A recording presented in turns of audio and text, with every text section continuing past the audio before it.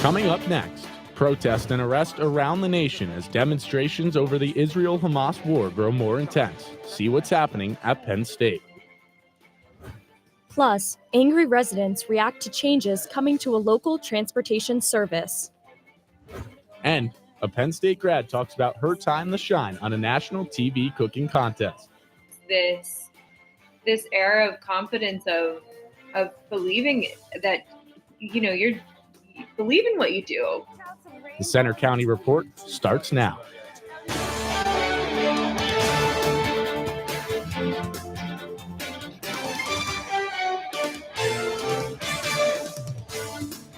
Good afternoon. I'm Justin Chevalella. And I'm Jessica Heisey. Thanks for joining us for the Centre County Report. Our top story, student protests over the Israel-Hamas war are spreading to more college campuses nationwide. Some have turned violent, others have forced event cancellations. Reporter Tyler Gallagher is live in University Park with more. Tyler? Thanks, Jessica. Here at Penn State, there have been protests in response to the Israel-Hamas war throughout the semester. And as you can see behind me, it's quiet on campus right now. There's not a whole lot going on, and there are no protesters. But yesterday, a small group did get together on the Hub lawn and at Old Main for a planned demonstration with flags and signs. Again, the event here was peaceful, but that's not been the case at some other colleges around the country. In recent days, police arrested more than 100 protesters at Columbia University, and the school has struggled to manage the situation. By yesterday, police in Boston and LA also arrested demonstrators, and at least one university closed its campus. New York City's mayor called for calm. What we are seeing playing out on many of our college campuses, and particularly in Columbia University, is hate. We're seeing vile language being used, and at no time should we call for the destruction of anyone, should we call for violence towards anyone.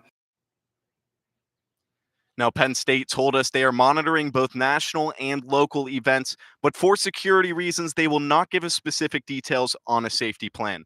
Live on Penn State's campus, I'm Tyler Gallagher. Now back to you guys in the studio.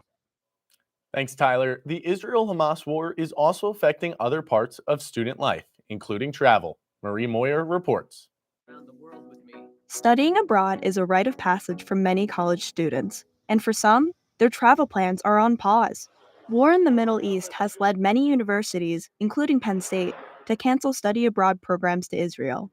Global programs here suspended student travel to Israel indefinitely after the October 7th attacks. In a statement, the office told us, health, safety, and security concerns and support are a top priority, and we assess data on these topics from various sources. Study abroad programs aren't the only travel affected. Many Jewish students participate in birthright trips, free travel to Israel for any Jewish young adults who either have at least one parent of Jewish descent or have converted to Judaism.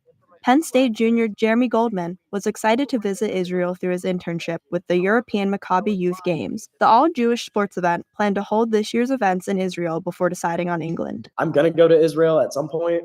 It's just now, definitely a lot later than sooner, unfortunately, but it is what it is, and there's nothing you can control about it. It's just unfortunate, and I hope everyone gets better. Penn State Hillel, the Jewish campus organization, is still hosting 2 annual trips to Israel, Birthright Israel and a summer live and work program, Onward Israel, both under heightened security. Each group is accompanied by a licensed armed security guard who's also a trained medic.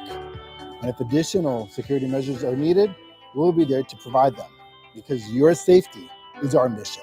Penn State Global says it'll continue to evaluate travel conditions for future trips. In University Park, I'm Marie Moyer for the Centre County Report.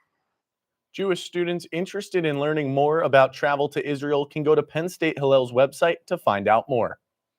In other news, the Sheetz convenience store chain faces a new federal lawsuit. The suit accuses the Altoona-based company of discriminatory practices in its hiring process toward minority job seekers. Federal officials claim some applicants were denied employment because of failed criminal background checks. Sheetz denies the allegations. The way students in Pennsylvania schools take standardized tests is changing. By 2026, the PSSAs and Keystone exams will move online in all schools. Governor Josh Shapiro says the change will reduce stress on students and make more time for teaching. Nearly a third of PA schools have already made the switch. Changes are also coming for bus riders in the Center County. This week, CATA hosted a public hearing on what's changing, and some people aren't happy about it. A new transportation service called the Beeline will soon replace CataGo in Bellefonte and Benner Township starting July 1st. And it all comes down to money. The local funding support doesn't support the kind of service we're doing now. So we had to come up with a different model that would provide some level of service to residents of Bellefonte and Benner Township. CATA held a public hearing Wednesday to talk with residents about the new service. About 30 people turned out. One of the biggest worries for some people is that Spring Township is leaving the CATA system altogether. Because come June 30th, there is no service to Pleasant Gap. There is no buses. There is no public transport of any sort. It's gone. Rachel and her husband say they'll now have to rely on Uber and other ways to get to work. The Beeline will cost $4 per ride, cash only. That's almost double the cost before.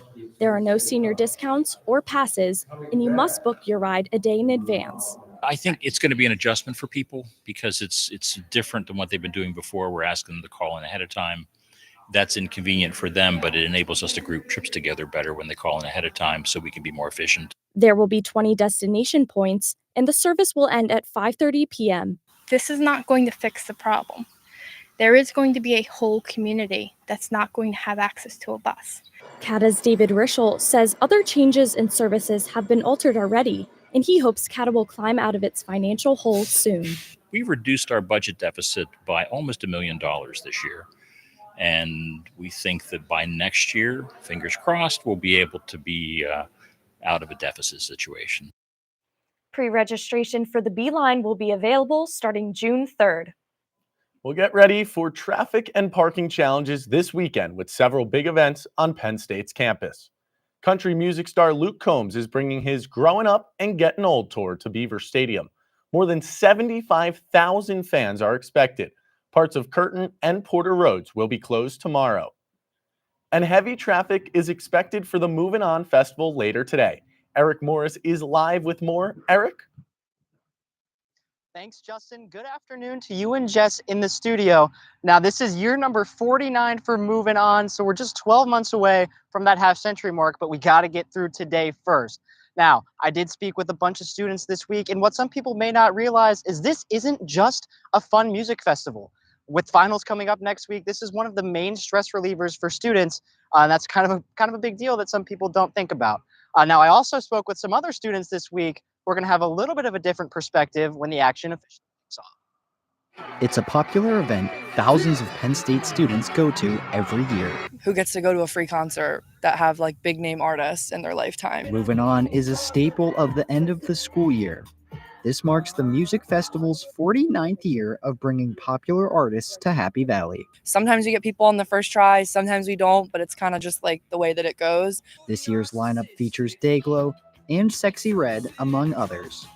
Moving On also holds a Battle of the Bands competition to find a Penn State musical group or artist to open the one-day festival. We played Battle of the Bands, played our hearts out, and I guess we were just lucky enough to win it. Hot Fudge Yacht Club has been together for just around a year, and they say this is the biggest stage they will perform on so far. A typical show for us is basements, backyards, the occasional bar show, or, we have Alex's parents one time have us in their living room, but generally house shows for students. We like to do, small underground scene sort of stuff. Now, all we officially know is that the gates here open at 3:30 p.m. and Alex Chase and the rest of the Hot Fudge Yacht Club will be the first ones on that stage just behind me. Really quick, I know I'm no Tyler Hughes or Leah Zamerko, but I don't really see very many clouds in the sky, so it's shaping up to be a great afternoon and evening to cap off what's been an excellent semester. Live from the intramural fields, I'm Eric Morris for the Center County Report. Now back to you guys in the studio. Thanks, Eric. So how's the weather look for this weekend's concerts? We check the forecast next. Plus, the newest version of a Penn State tradition dating back more than 160 years. Also coming up, she's a Penn State journalist turned social media chef. Now she's making a name for herself on national TV against some tough competition.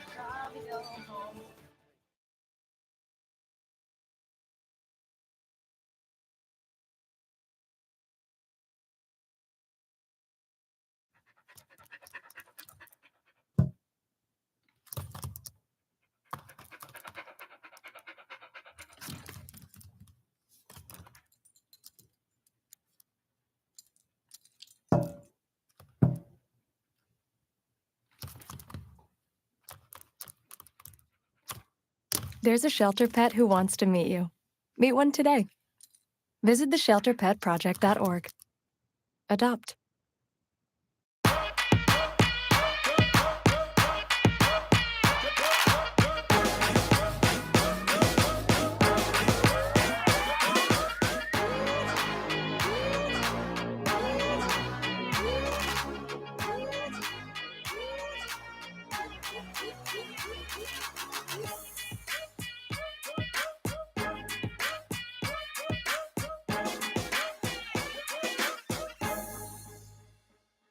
So you see, son, good manners are important. Should I go through it again? Yes. Yes, please. Yes, please. Exactly. Always say please, thank you, you're welcome, excuse me, sit up straight, hold doors open for ladies. If the door's locked, knock first, don't burp, don't swear, don't stare, don't use bad language, you talk with your mouth full, keep your elbows off the table. What table? Don't interrupt. Cover your mouth when you cough or sneeze. On the bus, give your seat up to anybody who has trouble standing. Bottom line, treat others the way you want to be treated. Got it? Got it.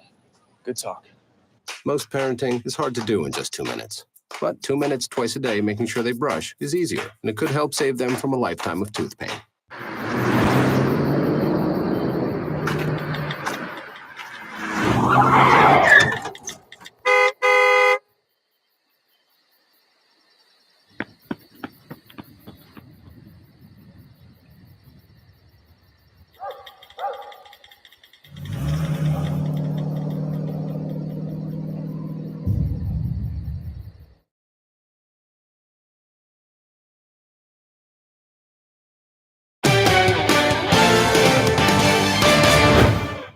The Borough of State College is gearing up for its annual No Mow May event. That's when grass height restrictions are lifted. Ethan Zaretsky tells you what it's all about. No Mow May began 5 years ago in the UK, encouraging people to let their lawns grow wild during the months of May to help bees, butterflies, and other insects. In State College, the grass height limit is 6 inches. Other local townships, including Harris, have a limit of 12 inches. The No Mow movement has been gaining popularity, but does it make a difference? You not mowing for a month is probably not contributing a lot. Dee Bagshaw with the Center County Beekeeper Association believes there are better ways to help.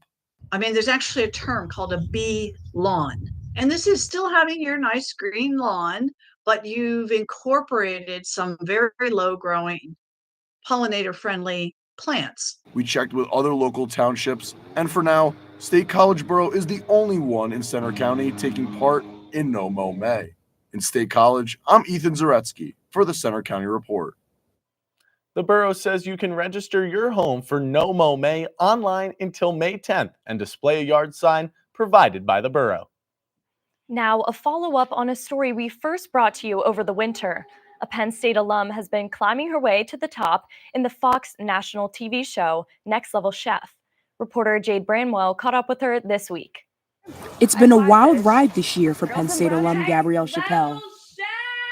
It's just this confidence. It's this era of confidence of believing that you believe in what you do and push for it and fight for it, because if no one is believing in it, like, you can at least believe in it. That attitude has led to big success for the Central PA native.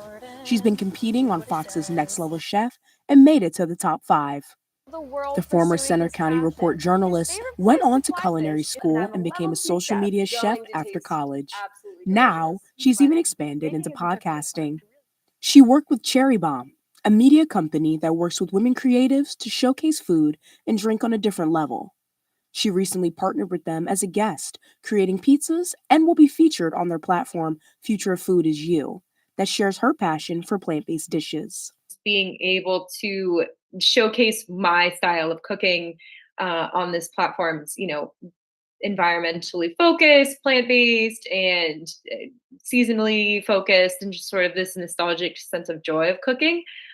It's been great to have that be recognized. On Next Level Chef, she's been challenged and pushed out of her comfort zone, and it's led to other opportunities, like recently creating a 6-course meal at a pop-up show in New York.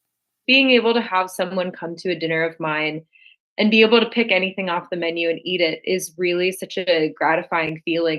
Chappelle hopes to use her experience from network TV to social media to take her chef career to the next level. In State College, I'm Jay Bramwell for the Center County Report. Well, congratulations to Gabby for making it to the top 4 of Next Level Chef last night. You can find updates on her journey through her Instagram at Gab Chappelle.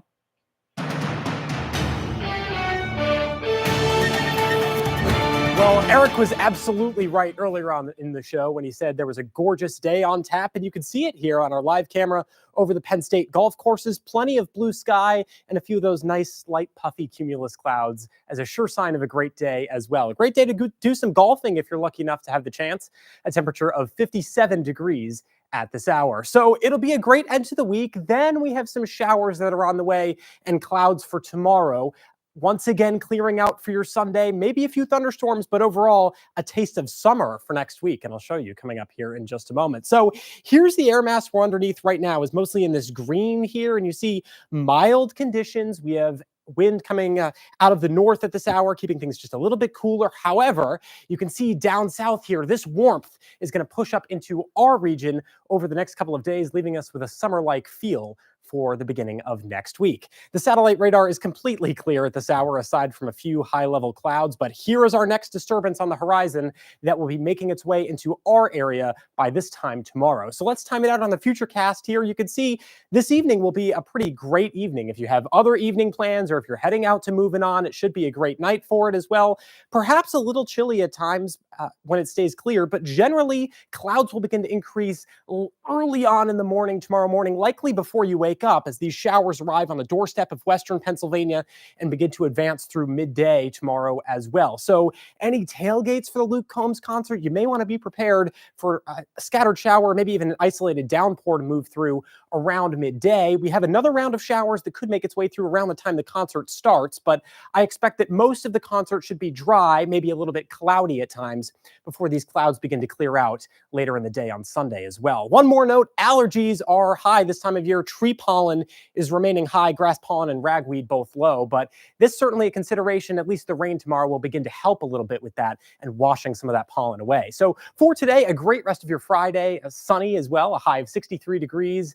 If you're heading out to Moving On tonight, by the time you're lining up and ready to go inside, temperatures in the 60s with a few clouds around, clearing out this evening with a temperature of 58 degrees around the time the main acts are taking the stage, and then a few clouds overnight. Lows will remain in the 50s or so. So for tomorrow, I think cloudy and showery if you're heading to Luke Combs.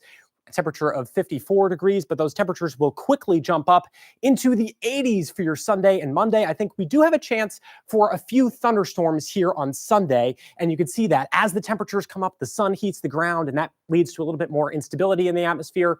Overall, though, a relatively nice beginning to next week. And, you know, with temperatures in the 80s and that sort of thing, some folks may be looking, Justin and Jessica, for a place to study for their finals outside, maybe in a pool. Well, I really am excited for that taste of summer to hopefully come. Yeah, I'm just going to crank up the air conditioning. The 80s, too uncomfortable. It's too early I don't blame for you. that. But let's go over to Kendall Skalicki to see what's coming up in sports.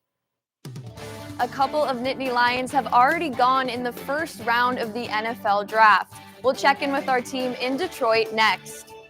Also coming up, we sit down with Penn State basketball coach Mike Rhodes as he looks back on his first season in Happy Valley. So I'm kind of new here, but I've noticed a trend. My human does this funny thing where she goes around and gets all my toys, and then she hides them in that basket by the door. You know, but it's always the same basket, and it's always in the same place. And then she acts so surprised when I find them, but, you know, she's putting them in the same basket again. It's like, hello, that's where you put it last time. You were the worst at hide and go seek.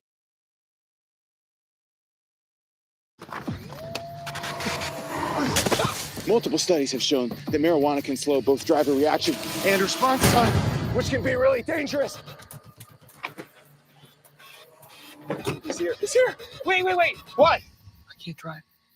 Why? My. Oh.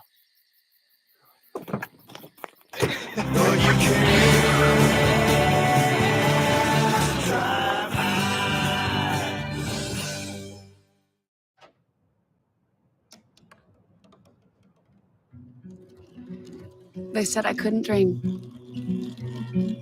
Called me a piece of trash and swore that's all I'd ever be.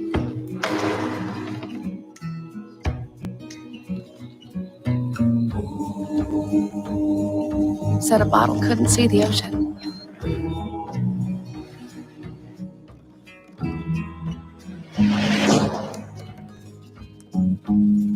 Give up.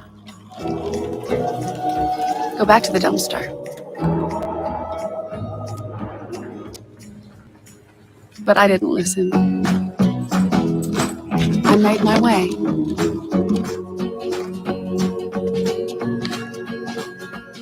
And now, I am what I've always wanted to be.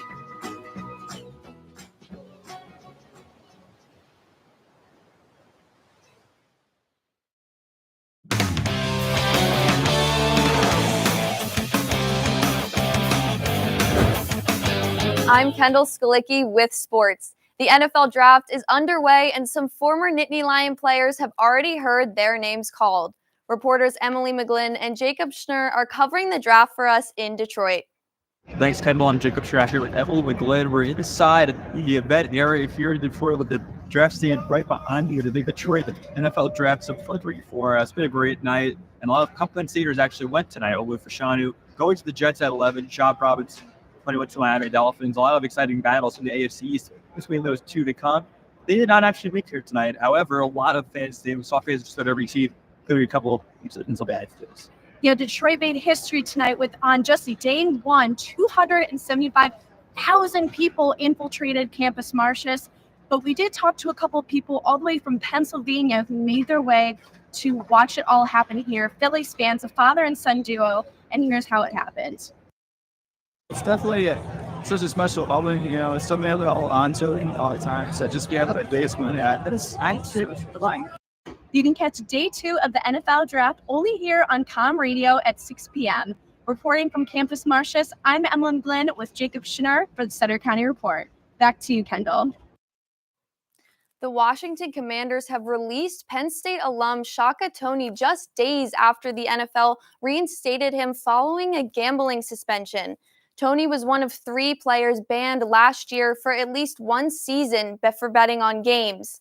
A league review found no evidence of inside information used or any games compromised. Penn State football player Abdul Carter faces criminal charges after an incident in College Township last month. Court documents show Carter is charged with simple assault and harassment. He's accused of assaulting a tow truck driver who was trying to tow his car. A preliminary hearing is set for May 22nd. It's going to be a busy weekend at Panzer Stadium as both the Penn State men's and women's lacrosse teams head into the Big Ten tournament tomorrow. Penn State men's lacrosse ended the regular season with a 9-3 record. TJ Malone and Jack Frassian were standout honorees, with Malone winning the Big Ten Offensive Player of the Year award and Frassian named Big Ten Specialist of the Year. I mean, after practices, they're always giving me tips and advice, and I'm learning a lot from them, always asking questions and looking up to them. The Nittany Lions are the 3rd seed as they head into the conference tournament this weekend. They face Rutgers tomorrow, which they also beat in the regular season finale. On the women's side, the team finished 9-6 after a few standout upsets this season.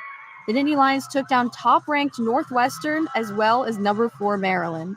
I think we're just gritty. That's what Penn State's about, and we've really bought into that this year, and I think we're just a gritty group who's going to pull out games. The team placed 5 women on all conference teams. Penn State is the number 2 seed as they look for redemption against Ohio State in the first round of the tournament. The women's game is at noon tomorrow, with the men following at 3:30. A new era of Penn State basketball began this year as season 1 is in the books. Our reporter Sam Kirk sat down with coach Mike Rhodes as he begins the offseason. Mike Rhodes just wrapped up his first season as Penn State's men's basketball coach. He's a Pennsylvania native from Mahoney City. After a successful stint at VCU, he returned to his PA roots. Legion of Blue, how we doing over there? You know, I grew up in Pennsylvania, and I was a basketball junkie my whole life. So, every morning I read the Philadelphia Inquirer before school and looked at the box scores of all the Big 5 games. From his playing days to his time on the sideline, Rhodes says he's a certain vision for the kind of players he wants at Penn State. Compares to other programs as we move along. And if we play as hard and we're as tough as of Michigan State, and we have the character and the grit of Purdue, or show the connectedness of a Yukon team and the resilience of teams like that. Those are the compliments you want. His team won 9 conference games this year with a remade roster and ended the season 1 game under 500. Rhodes says he has the support to keep improving the team. All the other head coaches and their staffs, awesome. Some great relationships already, and picking their brain. I've gone to some practices of other coaches, and I always love to watch how coaches lead their program and how they communicate with their players. Rhodes wants to elevate Nittany Lion basketball to new heights. Told Pat Kraft that we're going to build this into something special. It's going to kill me. The hard work is just beginning. In State College, I'm Sam Kirk for the Center County Report. The Nittany Lions schedule takes a new turn this fall as the Big Ten welcomes new teams like USC, UCLA, and Oregon. Now to high school baseball. State College enters the final 2 weeks of its regular season. The Little Lions hosted Mifflin County on Monday before they traveled to Chambersburg on Wednesday. State High fell to the Huskies but bounced back against the Trojans. They sit at 6-5 on the season and will play Chambersburg this afternoon at Community Field. That's all for sports. Now back to you, Justin and Jess. Well, thanks, Kendall. Really looking forward to watching Chop Robinson and Olu Fashanu go at it in the AFC East for probably the next 10 to 15 years. Yeah, for sure. Thank you, Kendall. Coming up next, Penn State continues a treasured tradition on campus, one that's almost as old as the university itself.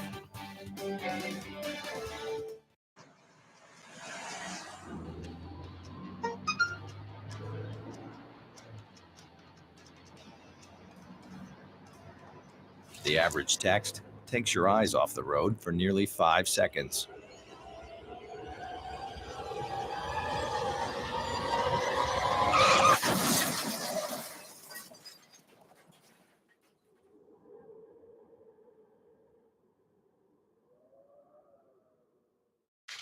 Your daughter is having trouble learning French. Do you A, hire a tutor? Bonjour.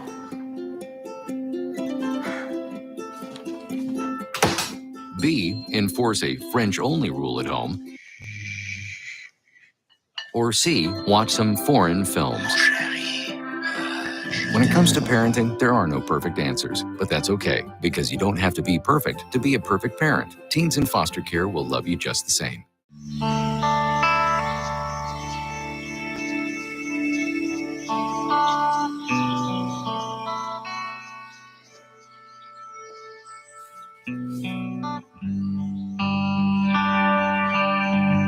This is the moment I knew his future had no boundaries. There are some moments only the forest can inspire. Find yours at discovertheforest.org. Stream the best of PBS on any device with the PBS Video app. All your favorite drama, history, science, news, and documentaries, all in one place. Watch your PBS station live or catch up on the shows you missed. Support your PBS station and you can get Passport, giving you full seasons, early releases, special collections, and more. Get the PBS Video app now and stream the best of PBS anytime, anywhere.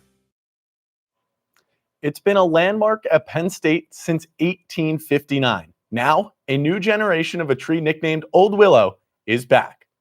After growing in a campus nursery for the past 3 years, the 4th generation Old Willow has been replanted on the old main lawn in University Park. The beloved tree was first planted in 1859, but fell in 1923. Cuttings from the original were used for the next willow, which lived until the 1970s. The 3rd generation tree lived until it fell during a storm 3 years ago, and now the newest Old Willow is planted to keep the tradition alive. Well, I'm positive the newest tree will be probably a great addition to the Old Willow legacy. Yeah, it's going to keep a great tradition going. Agree. Well, that's all for today's newscast, and this is our final newscast of the semester. We'll be back in September with a new team. But you can still follow us anytime for breaking news on our Center County Report X, and you can see our stories on our Facebook page, Instagram, YouTube, and our website. Have a good afternoon.